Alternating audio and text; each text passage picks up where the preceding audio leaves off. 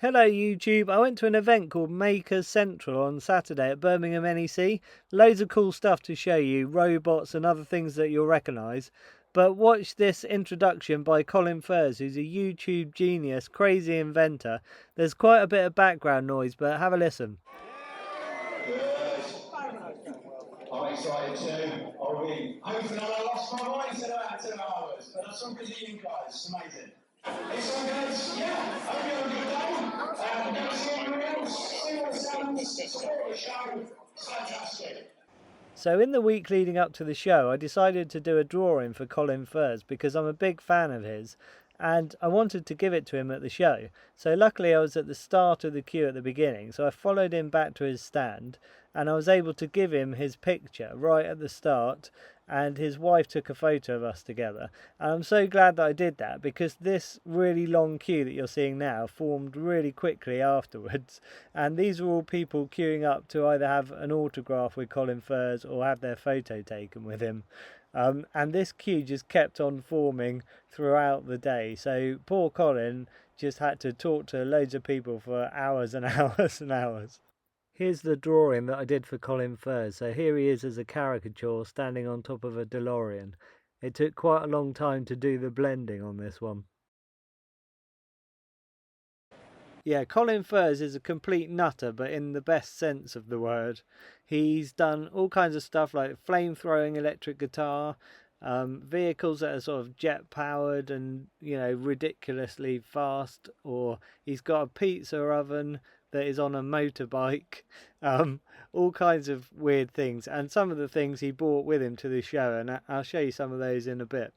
But yeah, check out his channel. He's also digging a tunnel under his garden. He did a tunnel under his back garden, which he didn't get planning permission for.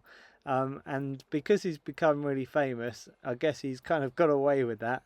And now he's digging a massive thing underneath his front driveway, which is basically like a double room size thing.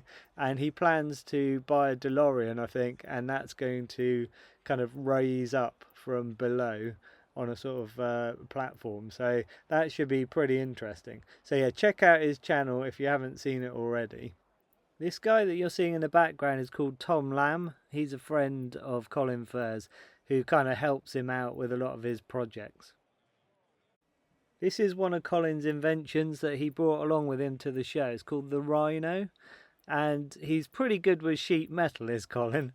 So he's, you know, bent all of these things to the right shape and yeah, done a lot of like welding or riveting or whatever to get this thing together. But he's called this his sort of first real failure. I don't think it's a failure because it drives along and it looks really cool. But he said like if you've just got like the smallest kind of stone or curb, it stops it in its track. This is his stretch motorbike with a fully functioning pizza oven. A full suspension mountain bike, the bicycle of springs. This next one's called the bicycle of hydraulics. This next one I think he did during lockdown, the social distance bike. So you can cycle on it really high up and be away from all the people below you. You can see a section of Colin's tunnel in the background there and people posing in it. So at the show, Colin Furze was selling limited edition jars of tunnel dirt. This is actual dirt from the dig that he's been doing under his house. This is number 197, and fair play to him, like these were £10 a jar, and if he sold 197, that's £1,970, and literally like everybody had one, so heaven knows he probably sold loads more than that. But fair play to him, it was such a good idea, you might as well go for it. He brought along this cross section of the front of his house with the tunnel underneath it that's going to have his DeLorean in it. Loads of cool signage he had, and he had like his little Furze shop, lots of neon everywhere. Okay, this was the stand for Droid Builders UK. Loads of droids from Star Wars and, you know, good sort of exact replicas, and a lot of them fully functioning, like these R2-D2s. There were quite a few R2-D2s, all radio controlled, and all, as far as I could see, exact replicas, like really well built. So there's Chopper in the background there, quite a few other droids and things that I recognised. There's a pit droid, for example. There's another Chopper there. So yeah, just really cool. The little pit droid here on a bike, you'll see I've got a clip of that cycling along. I just love the way that this one moves. It just looks so natural and alive. It looks really real.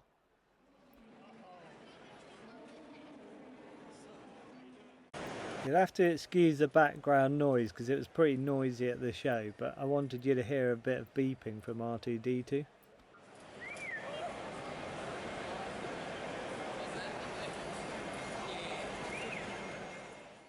I think in the next clip a little girl gets a bit freaked out by it.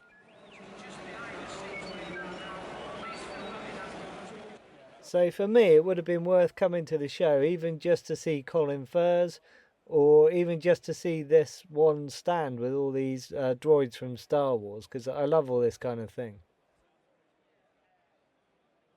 I obviously prefer the normal R2-D2s, but this steampunk version's a bit different.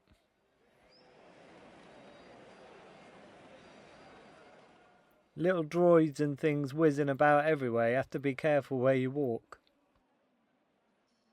Lots of funky elaborate displays like this one with a cool robot, lots of lighting, just really kind of visually interesting.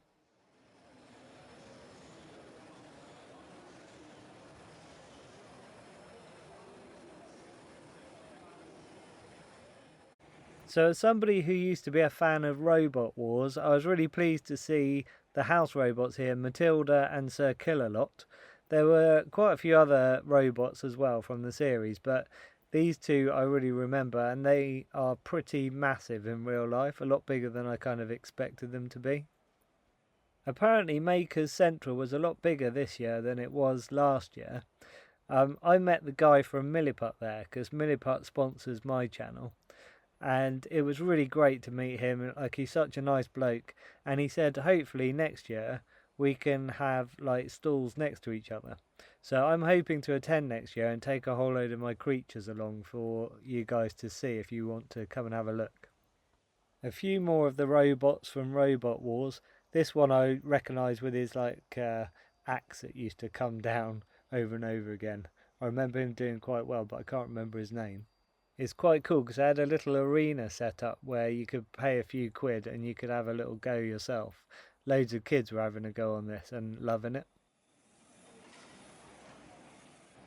They had this tool robot that reminded me a lot of Johnny Five from Short Circuit, and he came up, and I think I was too busy kind of videoing him to kind of notice, but I think he was trying to shake my hand, and I think I just walked off in the end. But really cool robot anyway.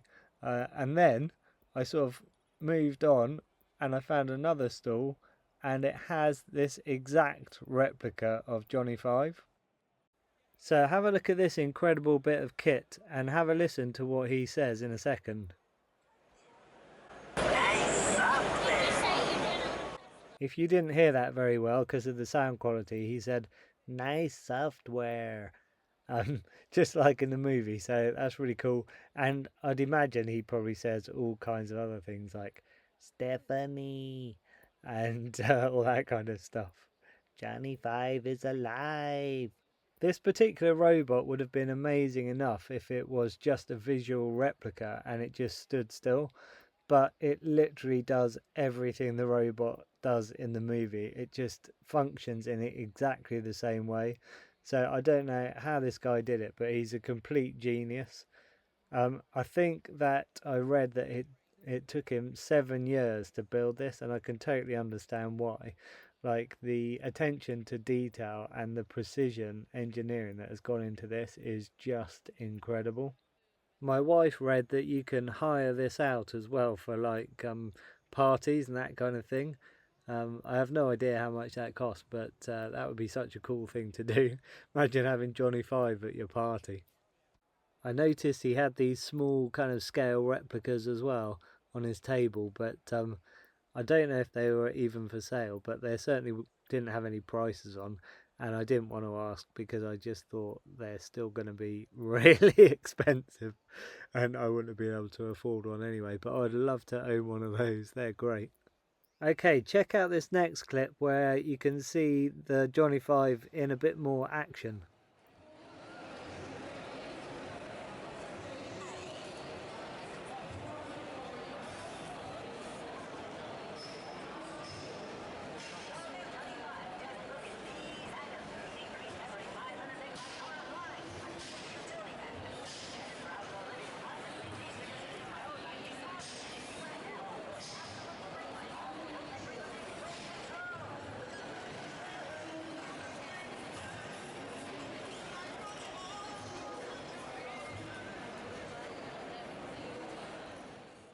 Ooh, right on the sensor!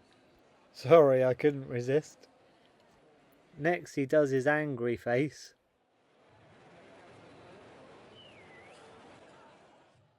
No, disassemble.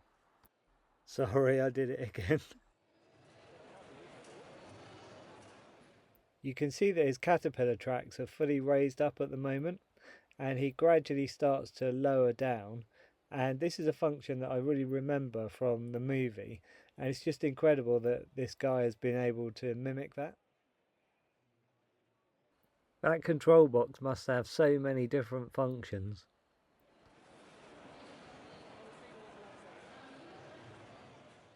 This next stand was called the Staffordshire Ghostbusters, and they've got like a whole load of proton packs and equipment and stuff that they've made. A proton pack is definitely one of the things on my own to-do list at some point. I mean, you all know, like, I'm a big fan of Ghostbusters. You've probably seen that I've made a Slimer, and I'm really pleased with that. I've made a small ghost containment unit, and they all sit in my living room next to my Blitzway Ecto 1. Right, there's a radio controlled ghost trap from Afterlife. You've got various gadgets and things that they've made here.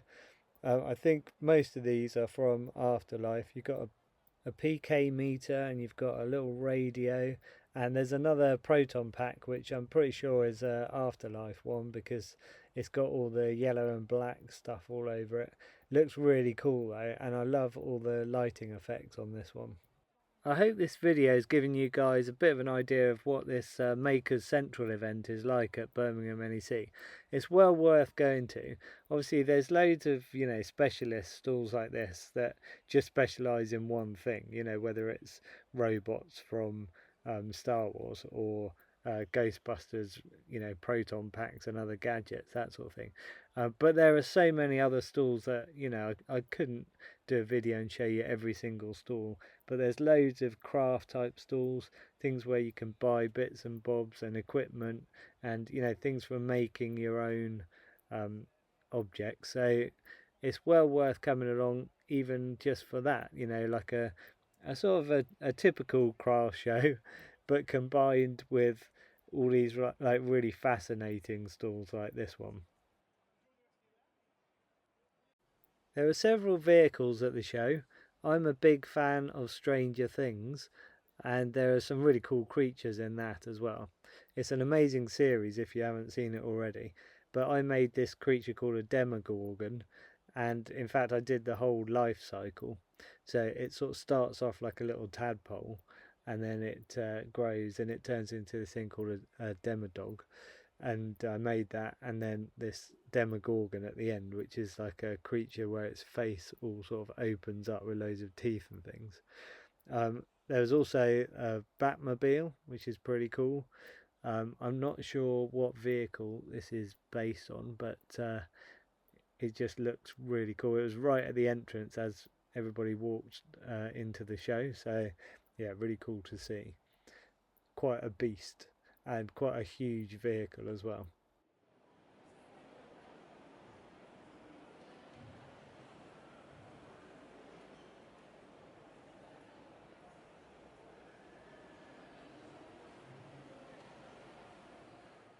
This head was particularly realistic, and it was on a stall where the guy was selling all different modelling materials. So this was silicon, but you can see like the eyes and all the skin textures and everything. Really, really good.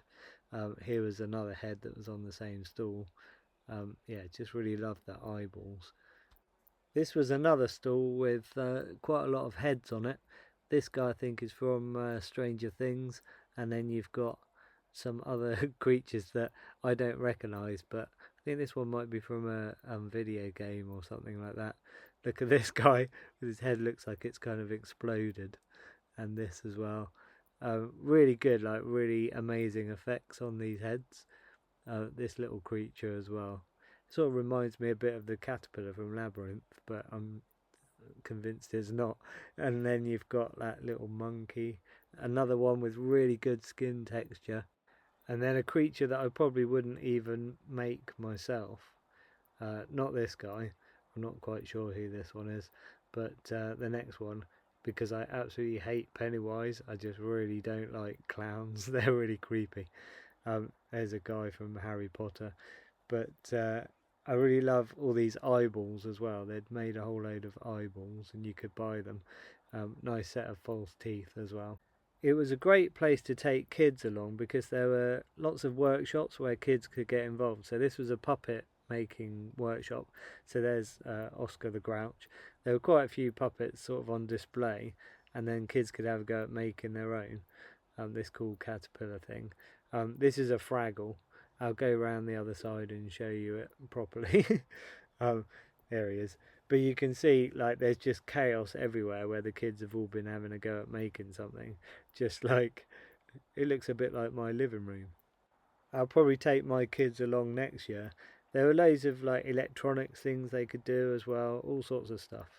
This was a stall selling needle felting kits. You could buy a kit of each of these little creatures. I remember seeing a few badges in a charity shop at one point, and they were so cute. They weren't for sale, but I remember thinking I'd quite like to have a go at needle felting. So if I ever do make an animal or something out of felt, I'll let you know. I'll make a video of it and I'll put it on YouTube separately. This is quite a crazy little invention. It's just a sort of a bike thing, but the wheels look like they're the wrong way around, like it shouldn't work, but it does. It's by this inventor called James Bruton, and you can see here the actual bike. It's a really odd looking thing, but he somehow has made it work.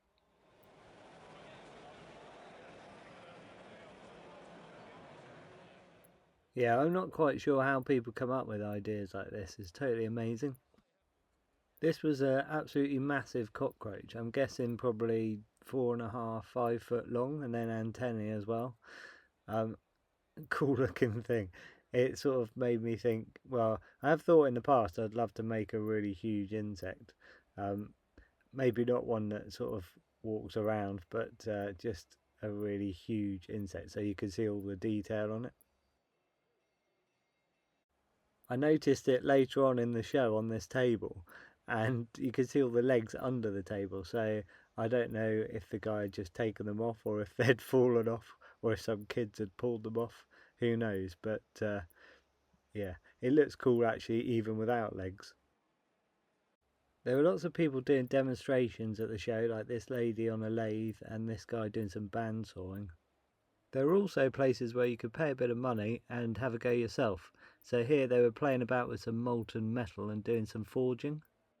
Lots of cool tools in action, but also tools that you could buy. So on this little table over here, there was an old seed drill, which is an absolutely massive thing. 60 quid, I thought that was quite a bargain really. It's quite an interesting object apart from anything. These were some kids having a go at some soldering.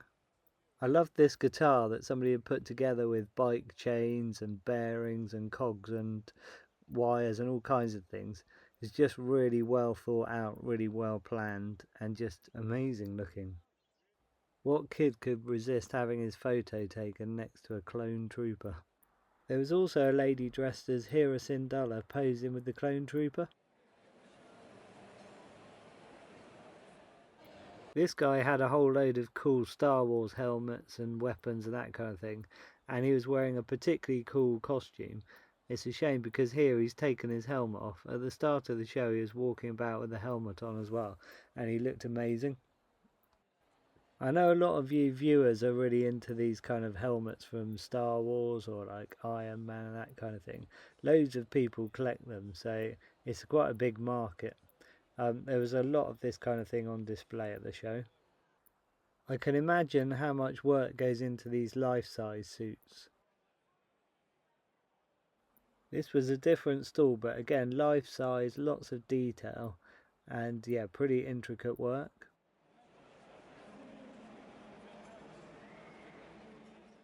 Anything Star Wars is always going to appeal to me anyway. This guy, I wasn't aware of his channel. It's called Project Air. Lots of radio controlled models here. I'll have to check him out because I think he had just hit 500,000 subscribers. I really like these black designs on white teapots and mugs and things like that. Lots of them were kind of anatomy based, or you know, skulls and spinal columns and that kind of thing, and that sort of thing just really appeals to me. Really sort of gothic looking. I particularly like this tool jug.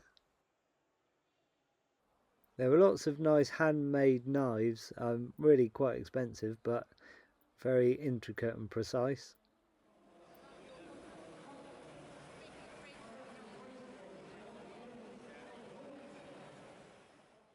There were lots of CNC machines just doing designs while we were watching. Lots of 3D printers as well, and laser cutters, that kind of thing. This 3D printer was pretty cool because it's just like an arm you can attach to your desk, and it makes little things just on the surface of like your cutting mat. Here's a 3D printer that was making some quite elaborate metallic looking things. I did see another 3D printer that started off at the beginning of the show making a very small thin object, and it gradually grew and grew till it was almost a foot tall by the end of the show. Here are some examples of some other 3D printed objects. I quite like the idea of buying a 3D printer, but I worry that then I would just get into like designing creatures and things and then printing them all off. And actually I like the physical process of actually sculpting and making creatures from movies like that. A lot of the things on display were very elaborate though, like some of these, and I do understand the need for 3D printers, and also, you know, things like mechanical objects, things that kind of slot together or, you know, revolve or rotate in particular ways. I think there's a good need for that. Many of the objects on this particular stand were quite metallic and shimmery looking. I'm guessing some of the things like these dragons and lizards and things, because they've got lots of sections, I guess you could kind of manipulate them and bend them in kind of interesting positions. Anyway, I hope you've enjoyed this glimpse of what it's like at Makers Central. Like I say, it's a really good show. I've shown you kind of my favourite highlights and things, but there was so much more there to see. Go next year if you get a chance. I'm hoping to have a table so you'll be able to see all my creatures in real life. I'd like to thank Milliput again for sponsoring my channel and giving me free Milliput, but also to the guy from Milliput for recommending that I go to this show in the first place. Hit subscribe if you want to see any videos that I post up in the future. Thanks for watching, and I'll catch you in the next video.